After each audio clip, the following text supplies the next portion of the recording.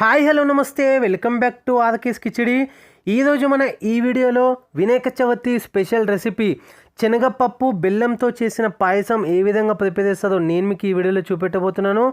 శనగపప్పు మన హెల్త్కి ఎన్నో బెనిఫిట్స్ని ఇస్తుంది. శనగపప్పు వల్ల మన ఎనర్జీ లెవెల్స్ పెరుగుతాయి. అంతేకాకుండా ఇది ప్రోటీన్స్ చాలా ఇస్తుంది, మనకి హార్ట్కి కూడా చాలా మంచిది, డయాబెటిక్ ఫ్రెండ్లీ. అంతేకాకుండా మన బీపీని కంట్రోల్ చేస్తుంది అండ్ వెయిట్ లాస్కి కూడా ఇది చాలా మంచి రెసిపీ, శనగపప్పుతో చేసుకున్న రెసిపీ. అండ్ మనకి బోన్స్ని కూడా ఇంకా స్ట్రాంగ్గా హెల్తీగా చేస్తుంది. స్కిన్కి కూడా ఇది చాలా అంటే చాలా మంచిది.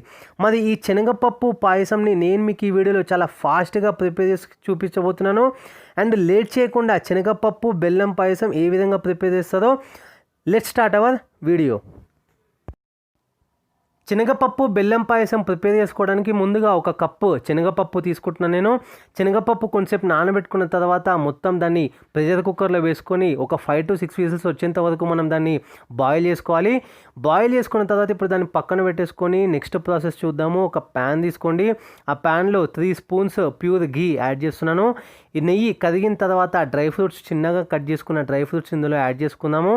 డ్రై ఫ్రూట్స్ మంచిగా కలుపుతూ ఈ విధంగా రోస్ట్ చేసుకోవాలి కలర్ వచ్చేంత వరకు.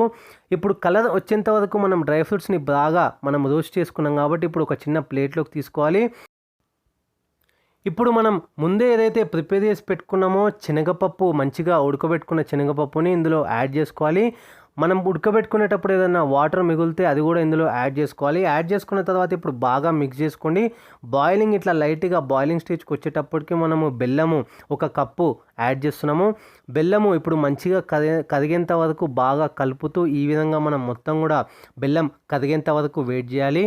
బెల్లం ఎప్పుడైతే కరుగుతుందో అప్పుడు మనం ఒక 1/2 స్పూన్ ఇలాచీ పౌడర్ కూడా యాడ్ చేసుకొని కొంచెం థిక్ కన్సిస్టెన్సీ ఈ విధంగా వచ్చేంత వరకు కొంచెం వాటర్ పోయేంత వరకు మనం కలుపుతూ స్టవ్ పైన అట్లానే పెట్టుకోవాలి. ఇప్పుడు వాటర్ కూడా మొత్తం పోయింది కాబట్టి ఇంకా మన శనగపప్పు బెల్లంతో చేసుకున్న పాయసం రెడీ అయిపోయింది. దీని ఒక సర్వింగ్ బౌల్లోకి తీసుకున్నాము. తీసుకున్న తర్వాత మనం ముందే ప్రిపేర్ చేసి పెట్టుకున్న రోస్ట్ చేసి పెట్టుకున్న డ్రై ఫ్రూట్స్ని ఇందులో యాడ్ చేసుకుంటే వేడి వేడి బెల్లం పాయసం, శనగపప్పుతో చేసుకున్న బెల్లం పాయసం రెడీ అయిపోయింది. చాలా టేస్టీగా ఉంటుంది, చాలా ఫాస్ట్గా అయిపోతుంది, చాలా ఈజీ మెథడ్ కూడా ఇది.